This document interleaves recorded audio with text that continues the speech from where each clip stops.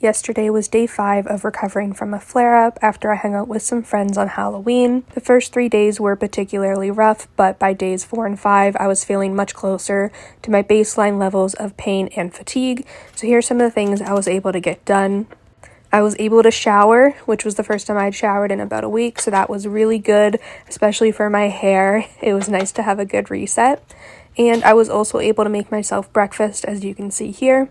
I do sit a lot during any task that I do. Sometimes I forget that just because I can stand doesn't necessarily mean I should, and when I'm resting my body, it's important to pace as much as possible. I do get questions about my angel fang piercings if they get in the way of eating, and they do sometimes, but I just clean them off every time I finish eating, and it doesn't take that much effort. I always give Max my leftovers as well. She really enjoys this. After I finished eating, I went outside and sat in the sun for a little bit. It was pretty cloudy, but I still wore my sunglasses because my eyes are very sensitive to light. Luckily, with the cold, I've been able to sit outside and tolerate it a lot longer than before, which is really nice. Showering, making food, and sitting outside was pretty tiring, so after I came back inside, I rested in my room for a while. I used a bunch of pillows and blankets to support my joints, and this is how I get through my days in the least amount of pain as possible.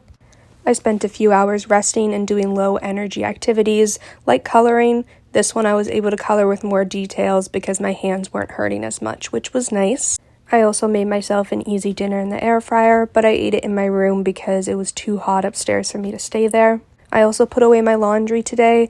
As you can see, I don't really fold anything. I just sort it into piles, and then those piles go into my drawers and bins. The only thing I fold is my t-shirts because I wear graphic t-shirts and I like being able to see the design. Then for the rest of the night, I put on a movie and I crocheted.